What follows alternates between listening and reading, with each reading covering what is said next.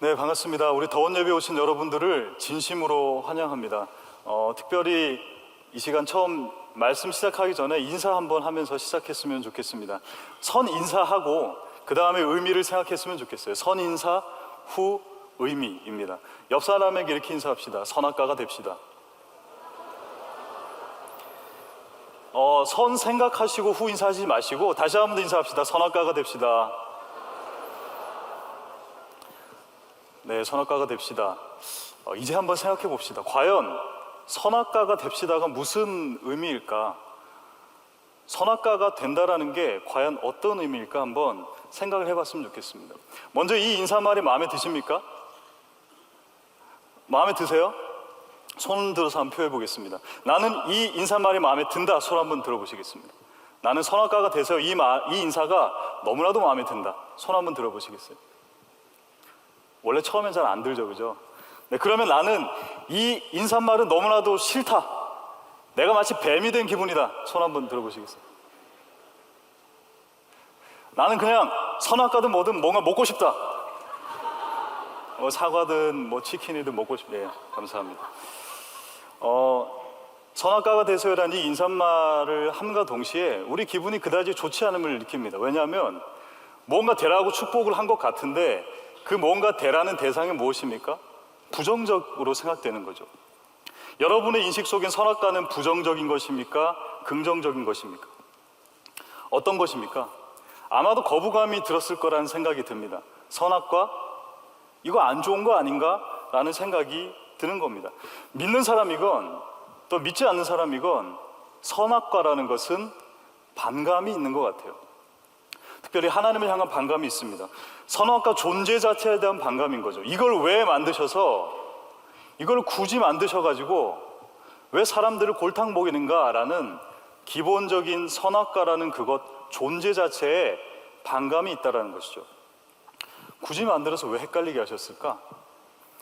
우리 가지고 장난치신 것인가? 우리를 마치 장난감처럼 취급하시는 건가? 라는 생각이 드는 거죠. 선하신 하나님이 과연 그러셨을까요? 그런 이유로 선악과를 만드셨을까요? 오늘 선악과를 먹게 되는 과정 속에서 주시는 교훈과 또한 선악과를 주신 진짜 이유에 대해서 한번 살펴보도록 하겠습니다. 첫 번째 한번 따라해 볼까요? 누구에게 쓰임받는가? 네, 다시 한번 더 크게 하겠습니다. 누구에게 쓰임받는가? 아담과 하와가 선악과를 따먹는 죄를 짓게 된 가장 결정적인 중개인 역할을 한 사람이 있죠. 중개인이 아니겠네요. 중개사겠네요. 그게 뭡니까? 바로 뱀이죠. 뱀. 성경에서 뱀은 히브리어는 한 4개 정도로 단어가 나오고요. 또 헬라어, 신약에서는 2개 정도로 해석이 됩니다. 그런데 뱀이라는 단어의 특징이 있어요. 총 70번이 사용이 되는데요. 그 70번 중에 약 3분의 2가 뱀 자체가 무언가 설명되는 게 아니라 뱀을 비유로 설명했다라는 것입니다. 뱀에 대한 비유가 약 한 3분의 2가 성경에 가득하다라는 거예요. 뱀의 무슨 행위라든가 그런 것이 더 많이 포션을 차지하는 게 아니라 뱀의 비유, 어떤 비유일까요? 바로 독사, 악독함, 교만한, 간사함이 성경에는 3분의 2 이상이 차지하고 있다는 겁니다. 여러분, 뱀에 대해서 어떻게 생각하십니까? 오늘 질문이 참 많죠? 조금만 참으십시오. 좀만 참고 사과 드시기 바랍니다. 죄송합니다. 사과하겠습니다. 뭐든 드세요. 뱀 자체가 우리에게 좋지 않죠. 뱀을 좋아하는 사람은 저는 아직까지 단 한 번도 보지 못했습니다. 만약 여러분 주변에 뱀을 좋아하시는 분이 계시다면 저에게 소개해 주세요. 왜 좋아하는지 그 이유가 궁금합니다. 뱀을 보았을 때는 우리는 뱀은 그 가죽, 가방만 좋지 뱀 자체는 그다지 우리가 좋아하는 사람이 거의 없는 것 같습니다. 뱀 자체가 그렇다면 나쁜 것인가요? 이 질문에 우리는 본능적으로 예라고 할 것 같아요. 뱀은 독사니까요. 독이 있으니까요. 사람을 해하니까요. 그리고 징그럽잖아요. 하지만 조금 더 생각할 부분이 있는 게요. 오늘 본문에 등장하는 이 뱀은 사실상 아담과 하와가 타락하기 전의 뱀이라는 거예요. 무슨 말씀이냐면 인류의 모든 피조물이 죄로 타락되기 이전의 뱀이라는 것이에요. 그런 상태라는 것입니다. 여기서 조금 더 이어가자면 하나님이 창조를 창세기 2장에서 하시거든요. 그 창조 사역 이후에 바로 오늘 본문, 그런데 뱀은 가장 간사하더라라는 수식어가 나옵니다. 하나님의 그런 거룩하고도 신비로운 창조 사역이 있고 나서 그 다음에 바로 뱀이 나오는 거예요. 그러다 보니 창조와 뱀의 등장 사이의 간격이 짧다 보니까 이 뱀은 마치 하나님께서 사람들을 꼬실라이제이션 하기 위해서, 꼬드기기 위해서 만드신 창조물처럼 여기는 겁니다. 뱀은 하나님 그렇게 악하게 지으셨나요? 그게 바로 뱀 자체가 나쁜 것입니까? 라는 질문인 거예요. 하나님께서는 뱀을 원래 그렇게 나쁘게 지으셨습니까? 아니죠. 하나님은 선하신 분이고요. 하나님은 모든 피조물을 아름답게 지으셨습니다. 하나님이 항상 짓고 나서 말씀하시잖아요. 보기 좋았더라. 인간을 짓고 나서는 메오드 톱, 매우 좋았더라 라고 말씀하셨거든요. 모든 피조물은 괜찮은 거예요. 선한 거예요. 하나님이 아름답게 지으셨습니다. 그런데 뱀에게 붙는 대표적인 수식어가 있죠. 그게 바로 무엇입니까? 뱀 하면 앞에 뭐가 붙어야 될까요? 오늘 본문처럼요. 뭐라고요? 어떤 뱀? 간사한 뱀입니다. 강교한 뱀이다라는 거예요. 본문 1절에서도 확인해 볼 수 있는데요. 같이 한번 읽어볼까요? 창세기 3장 1절입니다. 시작. 그런데 뱀은 여호와 하나님이 지으신 들짐승 중에 가장 간교하니라. 뱀이 여자에게 물어 이르되 하나님이 참으로 너희에게 동산 모든 나무의 열매를 먹지 말라 하시더냐. 들짐승 중에 가장 뱀이 간교했다라고 이야기를 하고 있습니다. 뱀은 간교한 뱀, 징그러운 뱀이라는 수식어가 붙습니다. 성경에서는 간사하다, 간교하다라고 수식하고 있어요. 근데 뱀의 또 하나의 수식어가 있죠. 여러분 잘 아시는 마태복음 16장 10절인데요. 어떤 구절일까요? 뱀처럼 지혜롭고 비둘기처럼 온유하라라는 것입니다. 뱀은 또 지혜로운 뱀이라는 수식어를 가지고 있습니다. 그렇다면 정리해보면 이렇습니다. 성경에서 뱀을 수식할 때는 두 가지입니다. 어떤 두 가지죠? 하나는 간교한 뱀, 간사한 뱀, 하나는 지혜로운 뱀입니다. 뱀은 이 두 가지를 모두 가지고 있군요. 뱀은 이 두 가지를 모두 가지고 있습니다. 아니, 조금 더 정확하게 말씀드리면 뱀은 이러할 때는 지혜롭고 이러할 때는 간사하게 되는 것 같아요. 이러한 상황 속에서는 간사함이 활성화되고요, 어떠한 상황 속에서는 지혜로움이 활성화가 된다라는 것입니다. 이 뱀을 수식하는, 오늘 본문에 나와 있는 간교하다라고 수식하는 이 뱀, 간교하다라는 이 수식어를 하는 히브리어는요, 아룸이라는 뜻입니다. 아룸. 이 아룸이라는 히브리어는요, 구약의 용례에 따르면 지혜로운 혹은 간사한 두 가지를 다 사용하고 있는 거예요. 그러니까 뱀을 수식할 때 지혜로운 뱀, 간사한 뱀 이렇게 따로 낱말을 조합한 게 아니라요, 그냥 아룸, 나하시라고 하고 있더라고요. 지혜로운 뱀, 간사한 뱀 분리해서 표현하고 있지 않다라는 거예요. 그냥 아룸, 나하시예요. 이게 의미하는 바가 있죠. 또한 성경의 용례들을 보면 더 정확하게 알 수가 있습니다. 잠언 13장 16절에 이렇게 얘기합니다. 무릇 슬기로운 자는 지식을 행하거니와 미련한 자는 자기의 미련한 것을 드러내느니라. 여기서 슬기로운 자 할 때 이것도 아룸이거든요. 그런데 재미있게도 욥기 5장 12절에는 이렇게 얘기합니다. 하나님은 교활한 자의 계교를 꺾으사라고 합니다. 여기서 교활하다도 아룸이라는 거예요. 그러니까 아룸이라는 것은 어떤 때는 간교하다라고 해석이 되고요, 어떤 때는 지혜롭다라고 해석이 되는 거예요. 그러니까 문맥에 따라, 상황에 따라서 해석이 되어진다라는 거예요. 그렇다면 우리가 뱀에 대해서 우리가 조금 더 잘 알 수 있겠죠. 뱀은 원래 나쁜 놈입니까? 아니죠. 뱀은 원래 창조 때부터 본질이 악한 놈입니까?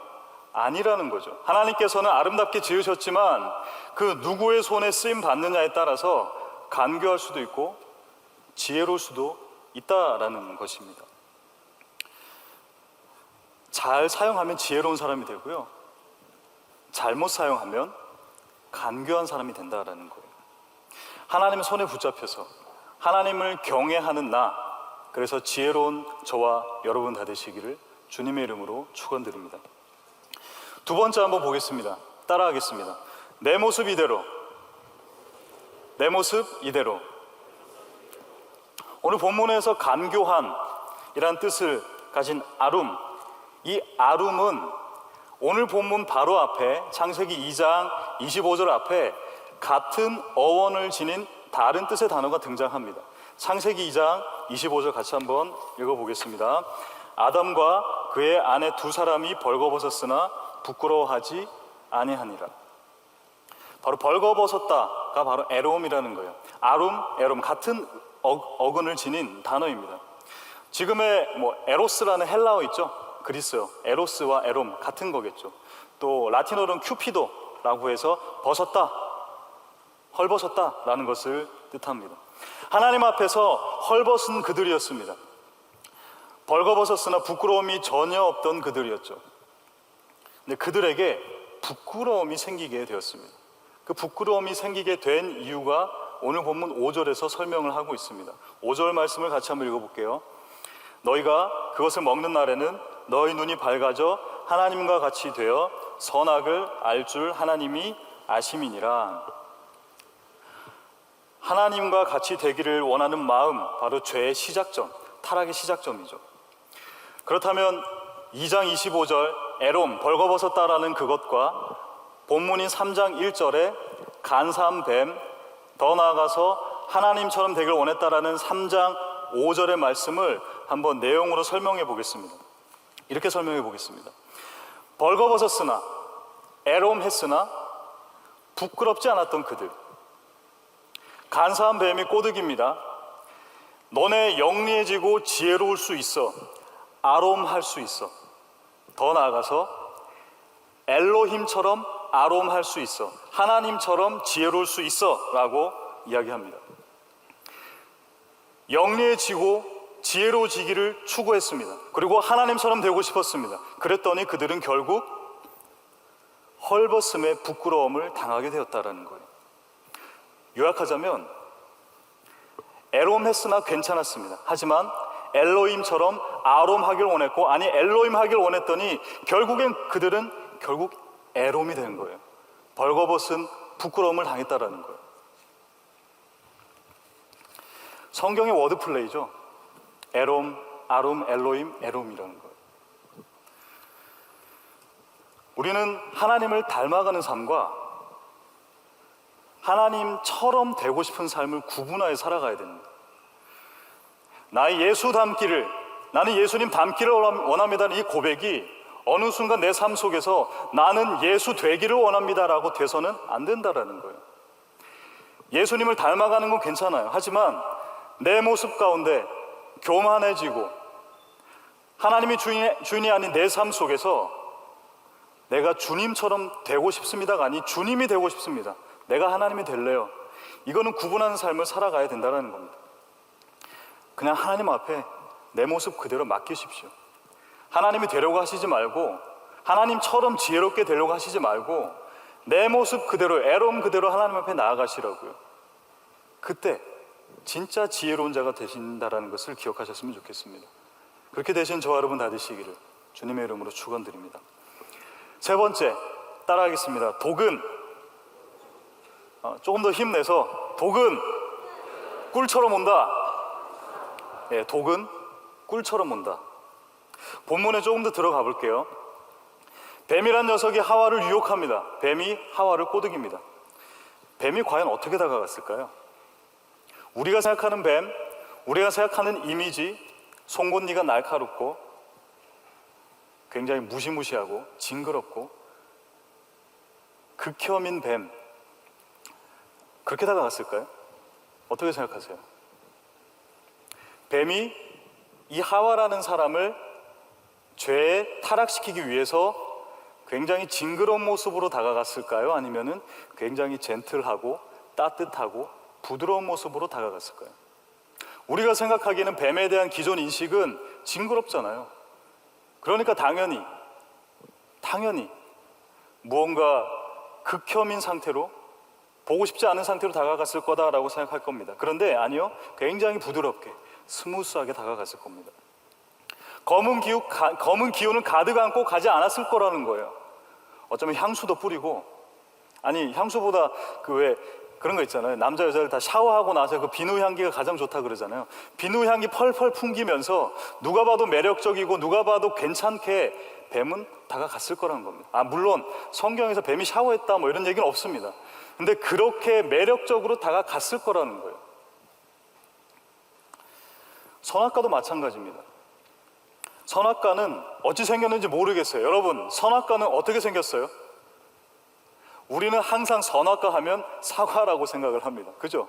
근데 저는 이런 상상을 해봤습니다. 과연 선악과가 사과 모양이었을까? 혹은 포도 모양은 아니었을까? 이렇게 땄다가 먹어서 하고 샥 버리지는 않았을까? 아니면 호두처럼 단단했다면 먹으려다가 포기하지 않았을까? 뭐 여러 가지 상상을 해보았습니다. 근데 일반적으로 우리는 사과라고 생각을 합니다. 그죠? 어떻게 생겼는지 모르겠어요. 그런데 하와 입장에서 보기에는 굉장히 매력적이었던 것 같아요.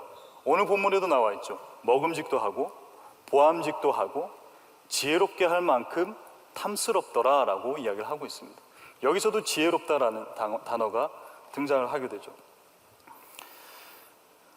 선악과는 하나님의 창조물입니다. 그러기에 여러분의 인식 속에 있는 그 선악과는 나쁜 것, 선악과는 지뢰 같은 것, 건드려서는 안 되는 것, 폭탄 같은 것, 이게 아니라는 거예요. 하나님이 선악과를 그렇게 지으셨겠어요? 아니죠. 뱀도 아니듯이 선악과도 아닙니다. 그것 자체가 부정적인 게 아니라요, 사탄은 교묘하게 부정적인 것을 우리에게 던져주는 게 아니라 굉장히 부드럽게 다가와서, 젠틀하게 다가와서, 스무스하게 다가와서 하나님의 주신 아름다운 창조물을, 아무런 흠이 없는 그것을 갖다 주는 거예요. 달콤한 것은 옳은 것이다 라는 명분을 주는 거죠. 달콤한 거니까 괜찮아. 하나님이 먹지 말라고 했으나 달콤한 거니까 괜찮아 라고 하는 게 사탄의 우리를 타락시키고 죄짓게 하는 전략이라는 거예요. 죄의 특성이죠. 죄는 그렇게 오는 거예요. 누가 봐도 거부감 느끼게 오는 것이 아니라 내 삶 속에서 나도 모르게 잠식되듯이 오는 겁니다. 그리고 달콤하게 오는 거예요. 부드럽게 오는 겁니다. 그러기에 우리는 내 삶이 달콤하다면 한 번쯤은 의심을 해볼 필요가 있습니다. 처음 소개팅을 했어요. 근데 상대방이 너무 잘해주는 거예요. 자매 입장에서 생각해보기, 형제가 매일 데려다 오고 데려다 주고 뭐 커피도 내려주고 뭐 도시락도 싸주고 하는 겁니다. 그럼 의심하세요. 좀 길게 보시라는 거예요. 그 형제를 의심하라는 게 아니라 너무 그 달콤함에만 속지 말라라는 뜻입니다. 그러니까 달콤하면 한번 의심을 해봐야 된다는 거예요. 더불어 내가 일하지 않았는데 많은 부를 축적할 수 있는 기회를 준다라는 그 말을 누가 던졌다. 그럼 그거는 달콤하죠. 그럼 그거는 죄의 결과를 떠안게 될 가능성이 많다라는 거예요. 내가 일하지 않았는데 어찌 먹겠어요? 일하지 않고 뭔가 많은 것을 누릴 수 있다라고 얘기한다면 그거는 죄의 결과일 가능성이 굉장히 높습니다. 그렇다면 한번 확인해 보세요. 뒤돌아보세요. 점검해 보세요. 의심을 키우라는 게 아니라 내가 진짜 바른 길을 가고 있는가, 내가 하나님 앞에서 진짜 하나님의 자녀로 살고 있는가 한번 체크해 보자라는 겁니다. 독은 꿀처럼 오듯이 죄도 거부감 없이 올 것입니다.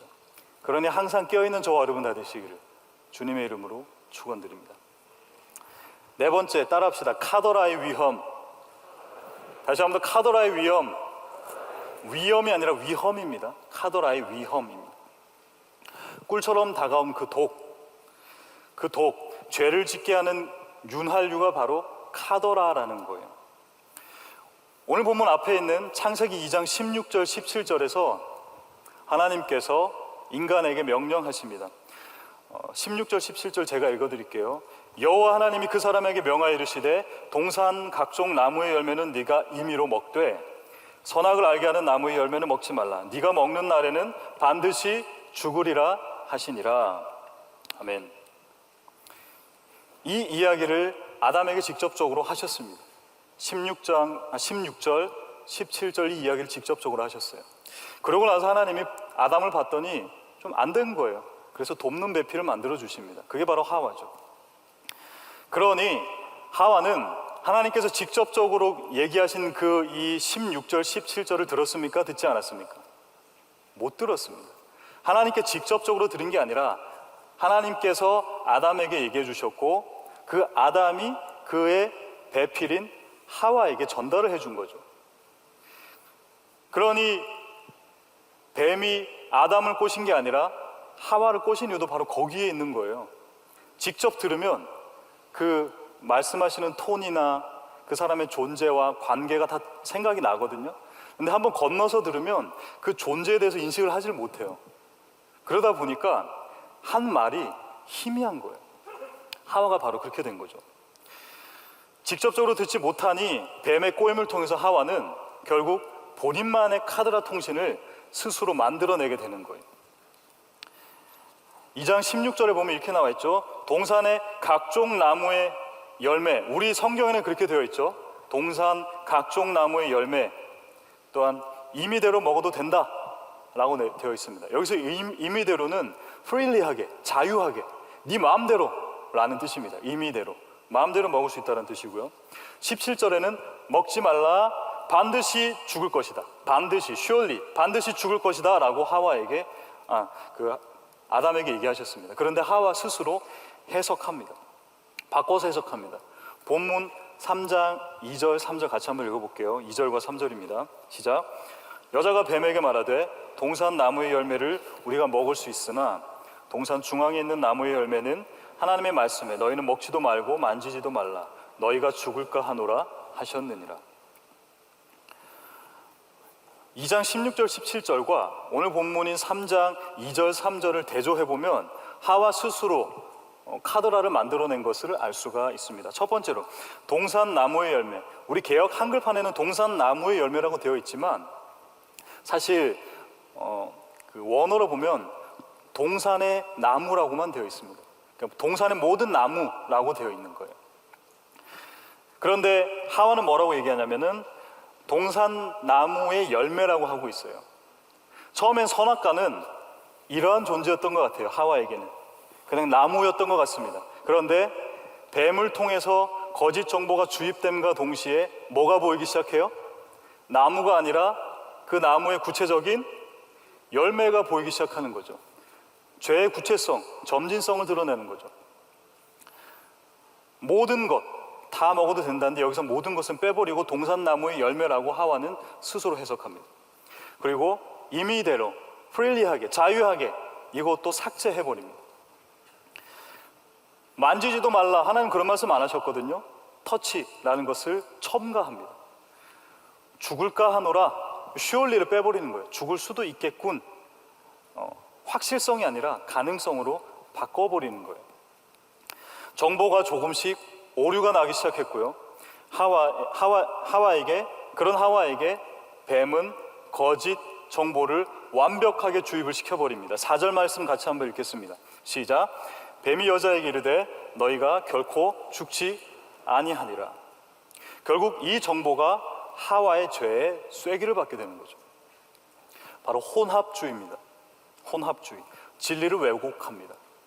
진리 명제를 전부 바꾸는 게 아니라요, 그 진리 명제 중에서 몇 개 일부분만 바꿔서 그 방향성을 완벽하게 바꾸는 것, 그게 바로 사탄의 전략이라는 거예요.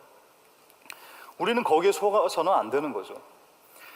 세상이 하는 이야기를 우리는 넓은 마음으로 품고 듣고 존중해야 합니다.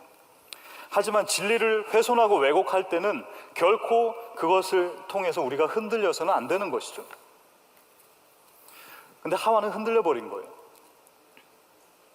우리의 관계 속에서도 이 카드라 통신이 있죠. 조심해야죠. 내가 직접 확인한 게 아니면 듣지 말고 믿지 말아야죠. 중간에서 전달하는 그놈이 제일 나쁜 놈이에요, 사실. 중간에서 뱀이 그렇게 전달하잖아요. 그게 더 나쁜 놈이라고. 본문의 뱀처럼 그 중간 사람이 더 나쁜 거예요. 정의심이 되면, 누군가 만약에 나를 욕했다라는 이야기가 들리잖아요. 정의심이 되면 그 사람한테 한번 찾아가세요. 누구야, 너 나를 씹고 다닌다며? 진짜 그랬어? 그랬어. 명치 좀 될래? 이렇게 하는 거예요. 직접 물어보고 아니라면 이 사람과의 관계는 풀어집니다. 그런데 만약에 내가 그 중간자의 입장을 듣는다면 이 중간자와의 관계도 훼손되고요, 이 사람과의 관계도 어색하고 훼손됩니다. 둘 다 잡을 수는 없겠지만 이 사람과의 관계는 잡아야 되지 않겠어요? 그러니 직접 한번 물어보라는 것입니다. 만약 하와가 이러했다면, 뱀이 그러한 정보를 줬다 해도 하나님 진짜입니까? 라고 했다면 하나님이 아니다 라고 하지 않으셨겠어요? 직접 물어야 된다는 겁니다. 카더라의 위험을 분명하게 나타내고 있습니다. 우리의 관계 속에서도 이런 어려움을 분명하게 이야기하고 있습니다. 그러니 진리를 마음대로 첨삭하지 마시고 이 혼합주의 시대 속에서 유일한 진리의 말씀만 붙잡고 사시는 저와 여러분 다 되시기를 주님의 이름으로 축원드립니다. 여기까지가 과정이었고요. 마지막으로, 그렇다면 진짜 선악과를 왜 만드셨을까?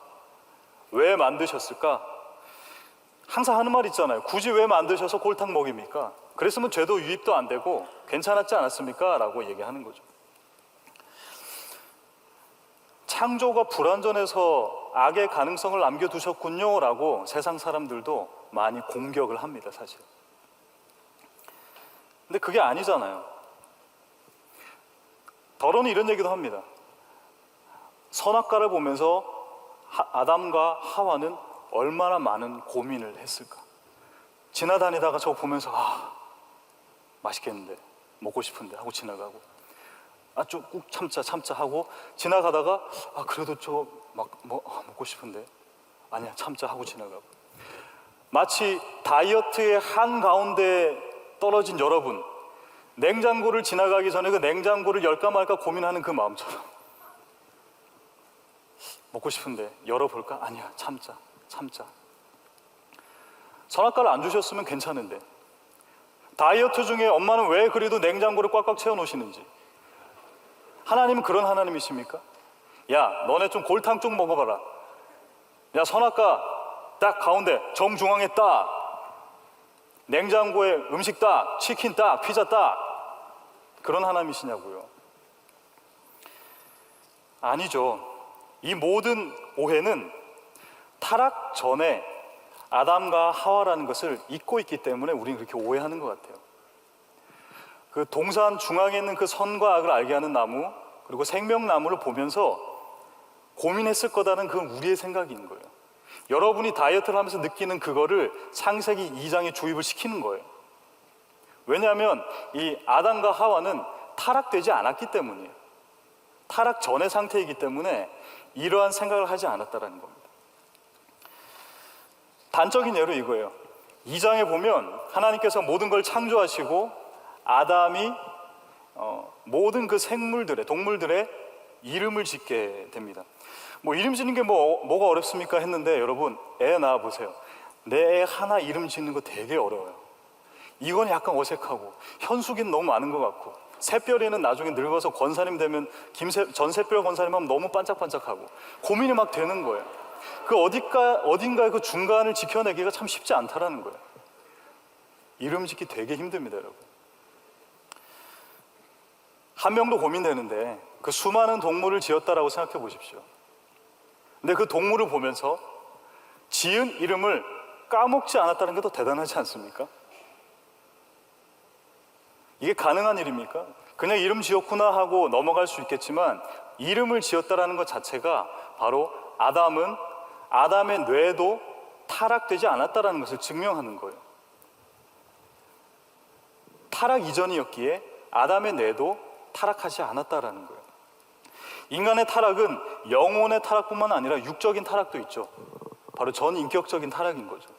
그렇기 때문에 아담이 그 모든 생물들의 이름을 짓는 것은 가능했을 거다라고 신학자들이 이야기를 하고 있습니다. 따라서 그때의 아담과 하와는 지금 우리의 아담과 하와는 차원이 다른 거예요, 여러분. 지나가면서 선악과를 보면서 먹고 싶다라고 한 아담과 하와가 아니라고요. 다이어트 한복판에서 허기를 움켜쥐면 핸드폰을 열어서 어플을 켜서 배달의 족속, 저기요, 이런 거 있잖아요. 그런 거 누릴까 말까 고민했던 존재가 아니라고요, 여러분. 아예 차원이 다르다고요. 이에 대해서 한 신학자는 이렇게 얘기합니다. 선악과의 인식론적 기능이라고 표현을 하고 있습니다. 무슨 말이냐? 우리는 이렇게 생각하거든요. 우린 타락했으니까. 우리는 다이어트도 실패했잖아요. 타락했잖아요. 그러니까 우리는 이렇게 얘기하는 거예요. 하나님께서 A라는 명제를 주시면 A냐, not A냐라고 생각을 하는 거예요. 그러니까 하나님이 먹지 말라고 했죠. 그럼 not A는 뭐예요? 먹어볼까? 이렇게 생각한다는 거예요. 근데 타락 이전이기에 하나님은 뭐라고 그러셨냐면 먹지 마라, 먹으면 죽는다라고 생각한 거예요. 그러니까 우리는 A냐 not A냐인데 아담과 하와에게는 A냐 B냐라는 거예요. 이게 바로 선악과의 인식론적 기능이라는 거예요. 선악과를 보면서 뭐라고 생각하냐면 먹을까 말까라고 생각하는 건 우리, 다이어트에 실패한 우리. 아담과 하와는 먹지 마, 먹으면 죽는댔어. 이게 그 인식에 사로잡고 있었다는 겁니다. 왜냐하면 하나님께서는 이 세상을 만드시고 그 모든 에덴 동산을 아담에게 맡기셨죠. 마음대로 먹어라, 원하는 대로 다 먹어라, 냉장고에 있는 거 다 먹어라, 다 먹어라, 다 먹어라 하셨어요. 근데 단 동산 중앙에 있는 생명나무와 선과 악을 알게 하는 나무는 먹지 말라. 모든 것을 다 할 수 있었던 아담이거든요. 근데 유일하게 할 수 없었던 게 뭐였어요? 바로 선과 악을 알게 하는 나무, 그리고 동산 중앙의 생명나무였다라는 거예요. 아담의 지위는 에덴 동산에서 분봉왕이었습니다, 여러분. 분봉왕, 그러니까 왕에서 떼어다주는 왕인 거죠. 왜? 에덴 동산에서 다 할 수 있었거든요. 창세기 2장 15절에 이렇게 되어 있습니다. 여호와 하나님이 그 사람을 이끌어 에덴 동산에 두어 그것을 경작하며 지키게 하시고 라고 되어 있습니다. 근데 이 말이 경작하며 지키게 하시고 되어 있으니까 이런 표현 때문인지 아담을 무슨 농부로 생각하는 거예요. 일하는 농부로 생각해서 경작하고 문지기처럼 생각하고, 아니요. 아담은 그 에덴에서 모든 것을 할 수 있는 왕이었다고요. 다 할 수 있었다고요. 이때 경작하다도 타락 전이기에 타락 후로 얻는 죄의 결과의 경작과는 다른 거죠. 경작 겨우겨우 해도 우리가 수고로움으로 살아갈 것이다라고 죄의 결과를 주셨지만, 이때의 경작은 뭐냐면 사실상 이거예요. 똑 따서 먹는 거. 이 정도가 경작일 수 있겠죠. 그리고 지켜라, 너가 네 나라를 견고하게 해라라고 하나님께서는 말씀을 하셨다라는 거예요. 그저 열매 누리고 에덴 동산의 왕으로 살아가렴, 그것을 지키고 누리라. 그러기 선악과는 유혹의 수단이 아니죠. 선악과는 하나님을 기억하게 하는 유일한 장치였다라는 겁니다. 다 할 수 있는 그 아담에게 다 할 수 없었던 그 유일한 것을 통해서 그의 지위가 무엇임을 깨닫게 한다고요? 그가 왕이 아니라 그는 분봉왕이고 왕은 하나님. 왜? 율법을 주셨거든요. 명령하셨거든요. 그 지나가면서 먹지 말라 하셨으니 하나님이 먹지 말라 하셨지, 하나님의 존재를 인식하기 시작을 했다라는 것입니다.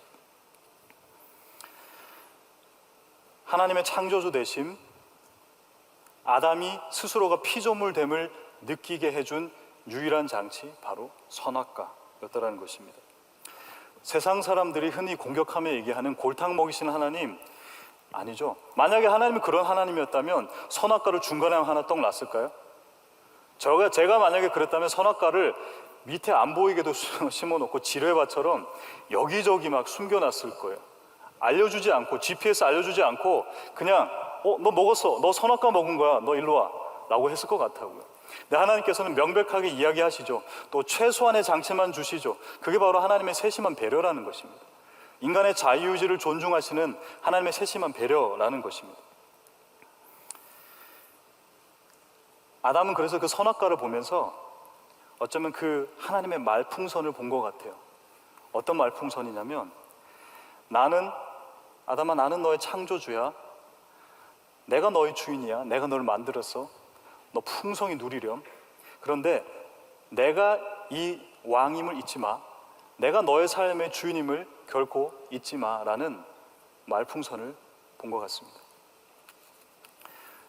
하나님, 창조주 하나님과 피조물의 경계선이 필요하다는 거예요. 이 부분은 성경에서도 드러나고 요한계시록 4장 6절에도 드러납니다. 뭐라고 하고 있냐면요, 보좌 앞에 수정과 같은 유리바다가 있고 보좌 가운데 보좌 주위에 네 생물이 있는데 라고 하고 있어요. 그러니까 하나님 계시는 보좌와 그 모든 피조물 사이에 수정과 같은 바다가 있는 거예요. 이 바다는 건널 수 없는 바다입니다. 이게 바로 창조주와 피조물을 구분짓는 경계선이거든요. 이것 통해서 하나님은 하나님 되심을 인정할 수 있다는 거예요. 선악과도 마찬가지입니다. 그게 없었다면 하나님 되심을 인정할 수가 없는 거예요. 여러분의 삶에 불편함이 있으십니까?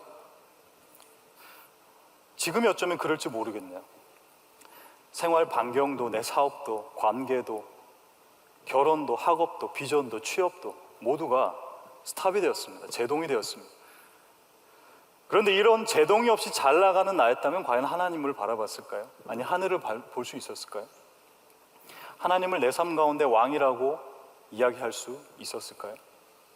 결코 없었을 것입니다.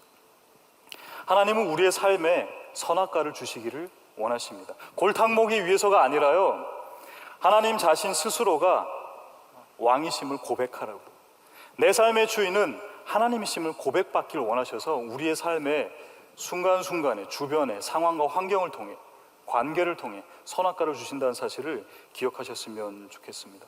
다 할 수 있는 나에게 다 할 수 없는 그 무언가, 하나님을 기억하게 하는 그 장치가 바로 선악과임을 기억하셨으면 좋겠습니다. 말씀을 맺도록 하겠습니다.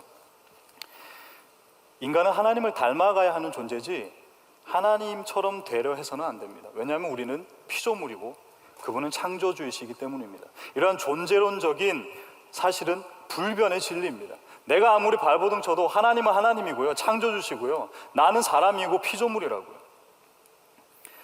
내 삶에 내가 주인이 되려는 순간 나는 항상 좌절을 느낄 것입니다. 그리고 벌거벗음을 느끼게 될 것입니다. 우리 스스로 지혜의 근본이 되어 하나님이 되려는 순간 그 벌거벗음을 처절하게 경험하게 될 것입니다. 그러니 지금 이 상태로, 지금 이 벌거벗은 상태로 하나님께 나아갔으면 좋겠습니다. 지금 이대로 나아갔으면 좋겠습니다. 달콤함에 속아 진리를 비진리와 혼합해서 우리의 삶 가운데 섞어서 살아가지 않았으면 좋겠습니다. 꿀처럼 오는 독을 피하고요, 세상의 카더라에 속지 말고 오직 말씀이 내 삶의 기준이 되었으면 좋겠습니다. 또 내 삶 가운데 하나님을 떠올릴 만한 장치가 뭐가 있을까 돌아보세요. 그거는 나의 잘됨이 아니라 제동이 걸렸을 때입니다. 스탑이 되었을 때입니다. 동산 중앙을 거니며 하나님을 생각할 수 있었던 유일한 장치는 선악과였습니다. 최소한의 장치였습니다. 그리고 유일한 장치였습니다. 이것 없었다면 하나님과의 순간순간 하나님과의 교제를 떠올리지 못했을 것입니다.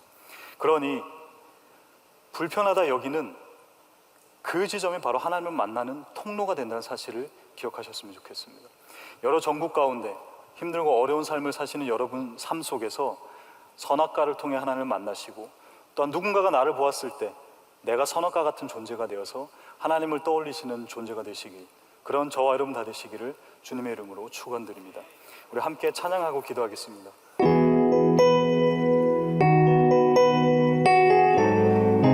우리의 깊어진 삶을 주님께 드립니다. 우리와 함께하여 주시옵소서. 고백하기를 원합니다.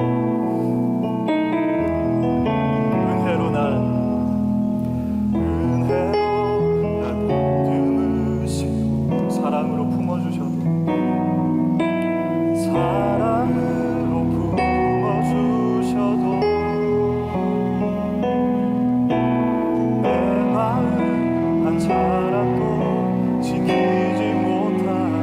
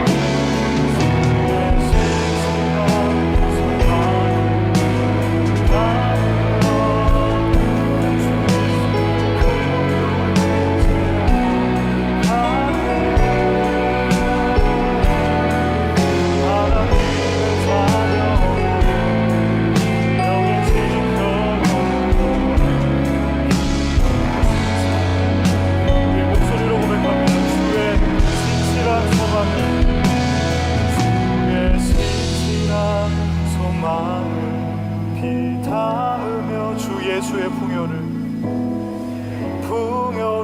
채워가네. 하나님의 자녀로 명예 지켜가며 깊어진 삶을 주께 하나님의 자녀로 명예 지켜가며 하나님의 자녀로 명예 지켜가며 깊어진 삶을 주께 드리네. 우리 주신 말씀 붙잡고 기도하길 원합니다. 여러분, 이 시기는 하나님이 안 계신 시기가 아니에요. 하나님이 없는 시기가 아니라 오히 우리에게 하나님께서 내가 너에게 준 선악과를 바라보라고 명령하시는 시간입니다. 너의 삶 속에 내가 어디 있었니? 너의 삶 속에 내가 어느 정도 자리 잡고 있었니? 내가 너에게 어떠한 존재이고 어떠한 의미였니? 하나님께서 물으십니다. 잘 되고 풍성하고 평탄하고 많이 누릴 때만 하나님을 찾는 우리가 아니라 오히려 제동이 걸리고 스탑되고 내 뜻대로 되지 않는 이 시점이 어쩌면 진짜 하나님 내 삶 속에서 왕 되어 주시옵소서. 하나님 내 삶 가운데 진짜 왕이 되어 주시옵소서. 내가 주님을 너무나도 잊고 살았습니다. 내가 주님을 아예 기억하지 못하고 살았습니다. 그러나 주님을 기억하는 장치를 허락하여 주심에 감사합니다. 주님을 기억하게 해주심을 감사합니다. 이제 내가 그 주님을 떠올리며 살아가겠습니다. 내가 잠시 제어되었다고, 순간 브레이크가 걸렸다고 불평하는 게 아니라 좌절함이 아니요 온전히 그 하나님을 바라보는 내가 되게 하여 주시옵소서. 우리 주님 한번 잡고 기도하겠습니다. 주여,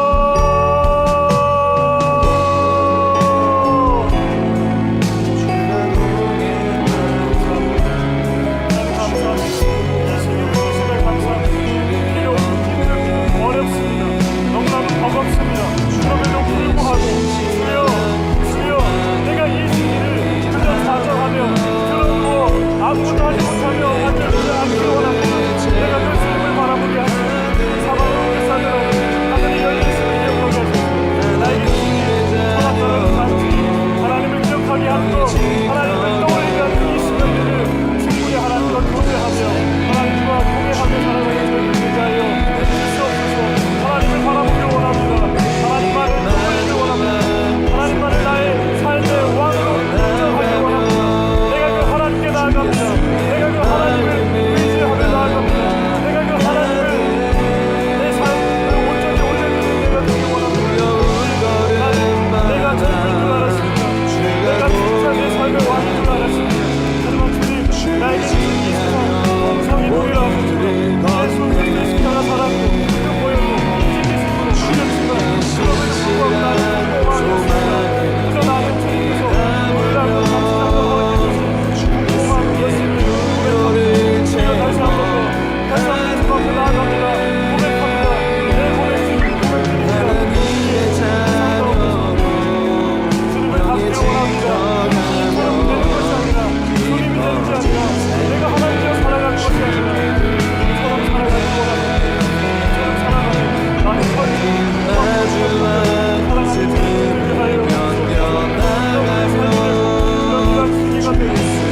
나의 삶이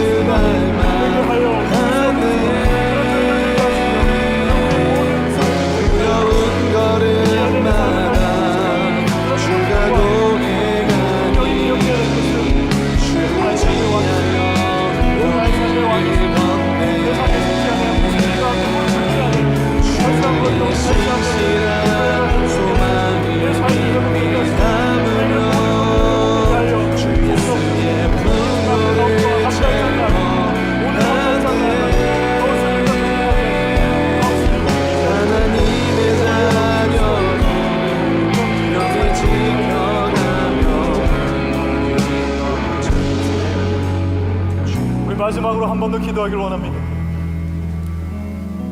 내 삶의